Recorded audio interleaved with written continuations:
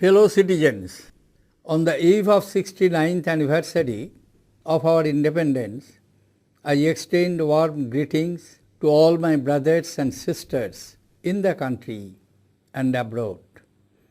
As we celebrate our 70th Independence Day, I respectfully bow to the heroes of our independence struggle, known and unknown, who fought, suffered, and sacrificed their lives to win freedom for us.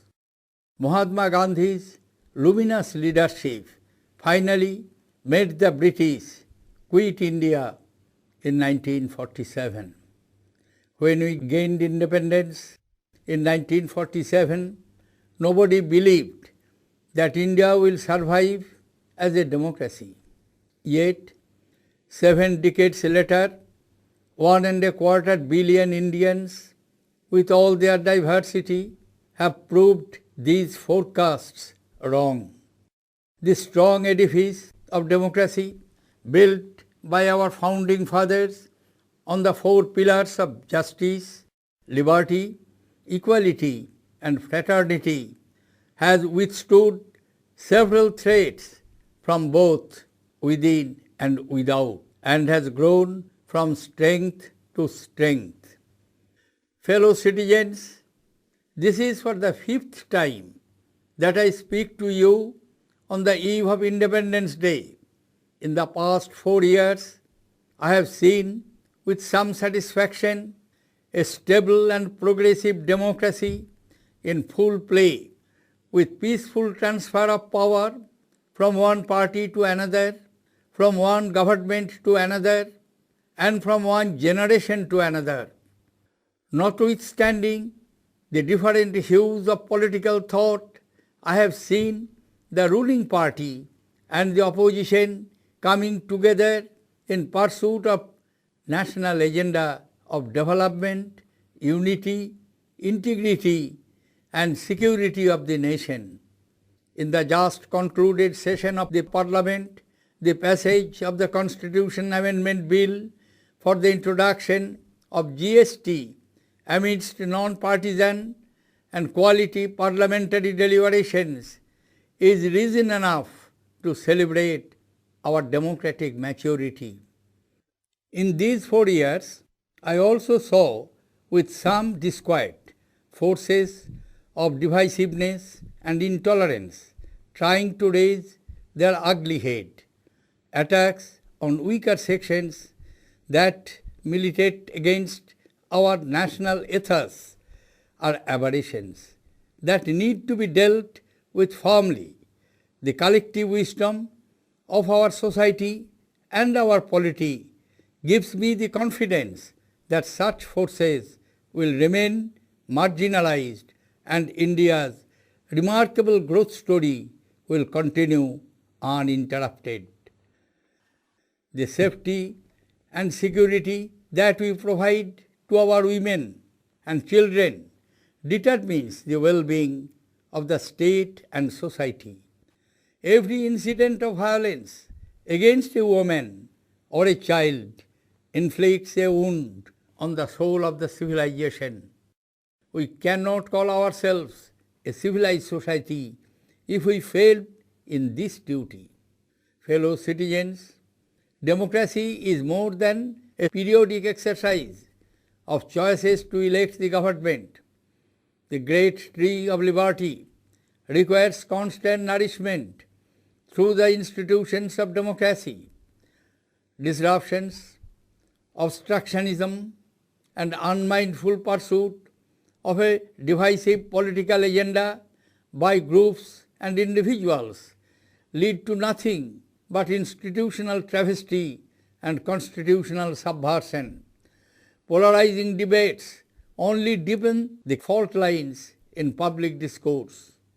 Our Constitution is not only a political or legal document, but also an emotional, cultural, and social contract.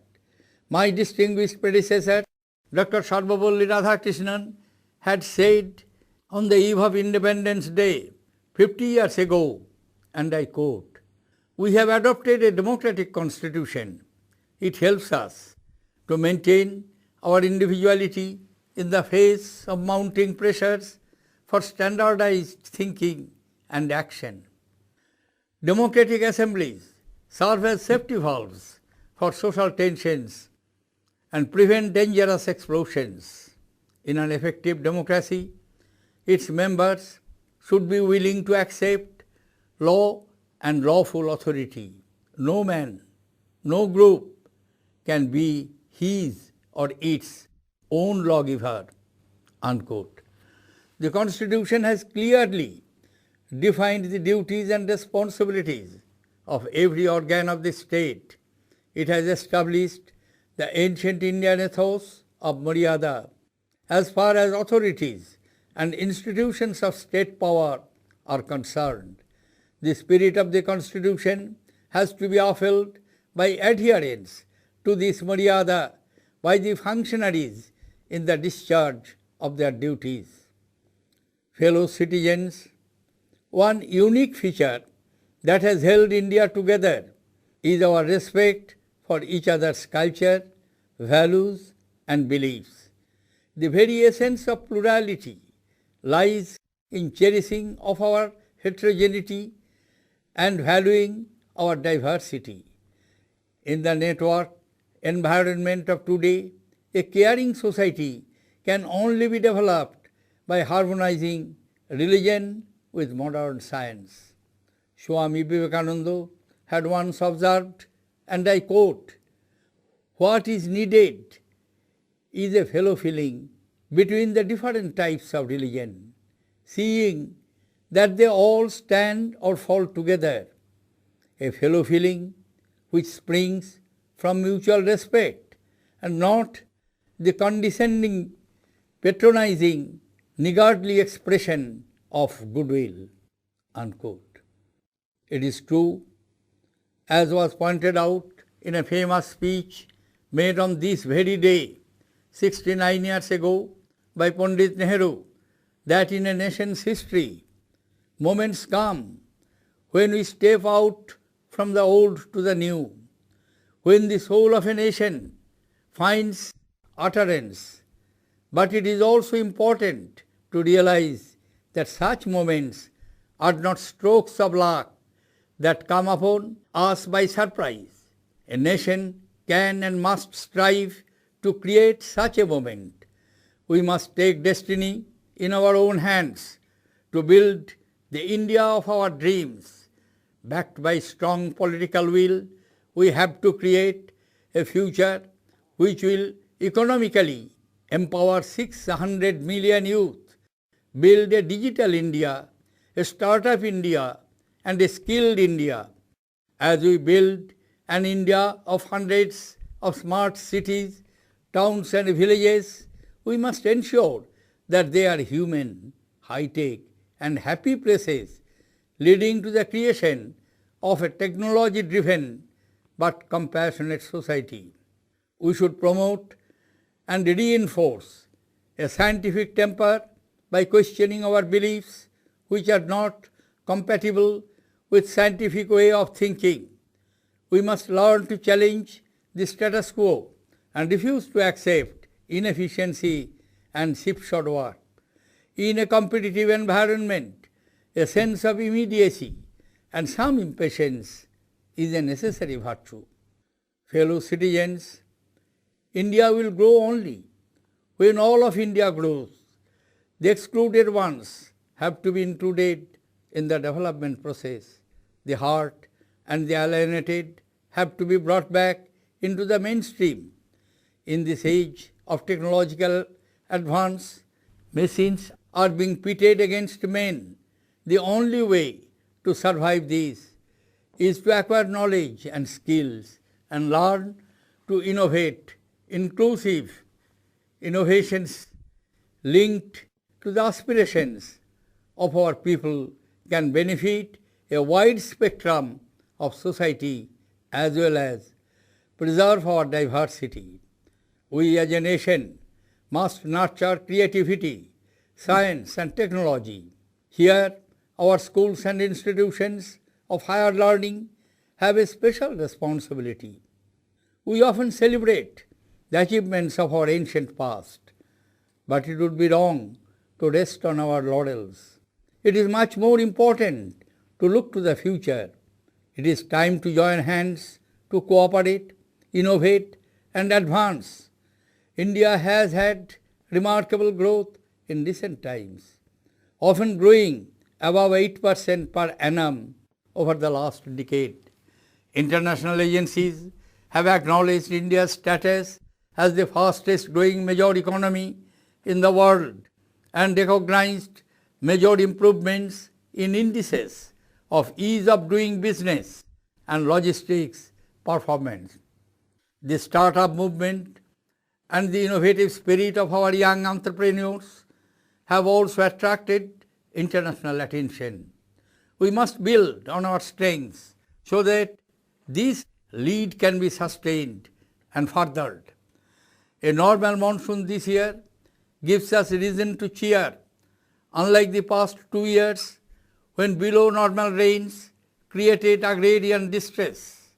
The fact that despite 2 consecutive drought years, inflation has remained below 6% and agricultural output has been stable is a testimony to our nation's resilience and to how far we have progressed since independence.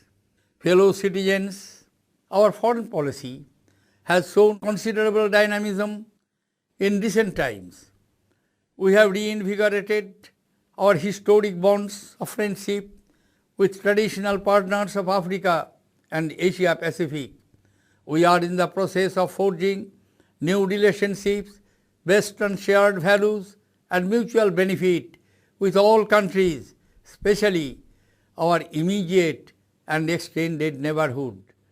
There will be no stepping back on our neighborhood first policy. Close bonds of history, culture, civilization, and geography provide the people of South Asia with an extraordinary opportunity to carve out a common destiny and to march together towards prosperity. This opportunity must be seized without delay. India's focus in foreign policy will remain on peaceful coexistence and harnessing technology and resources for its economic development. Recent initiatives have enhanced energy security, promoted food security, and created international partnerships to take our flagship development programs forward. The world has witnessed a spate of terror activities having their roots in radicalization of people on the basis of religion. These forces, apart from killing innocent people in the name of religion, also threaten to disturb geopolitical divides, which could prove disastrous for world peace.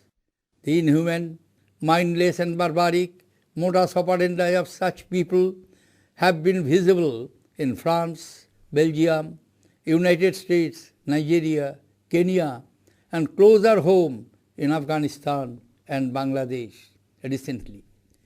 These forces now pose a danger to the entire community of nations. The world will have to fight them unconditionally and in one voice. Fellow citizens, for all the challenges that we see in front of ourselves, I have a great belief in our innate and inherent capacity as an ancient country, whose soul and jijivisha, the will to live and excel, can never be suppressed. Various forces, external as well as internal, have tried to smother this soul of India over millennia, but every time this soul has emerged more powerful and more glorious, having neutralized, assimilated, and incorporated every challenge that it faced. India, through its unique civilizational contribution, has repeatedly conveyed the message of peace and harmony to the trouble-torn world. In 1970, historian Arnold Toynbee had the following to say about India's role in contemporary history. I quote, "Today, we are still living in this transitional chapter of the world's history, but it is already becoming clear that a chapter which had a Western beginning will have to have an Indian ending if it is not to end in the self-destruction of the human race." Unquote. Toynbee further went on to say that at the crossroad of human history, the only way of salvation of mankind is the Indian way. Fellow citizens, on this occasion, I convey my special greetings and gratitude to the members of our armed forces, paramilitary and internal security forces, who are at the forefront of guarding and preserving the unity, integrity, and security of our motherland. In the end, I would once again invoke the Upanishads as I had invoked in my first address on the eve of Independence Day 4 years ago. For this invocation shall live forever, as will Mother India. May God protect us, may God nourish us, may we work together with vigor and energy, may our studies be brilliant, may there be no hostility amongst us, may there be peace, peace, peace. Jai Hind!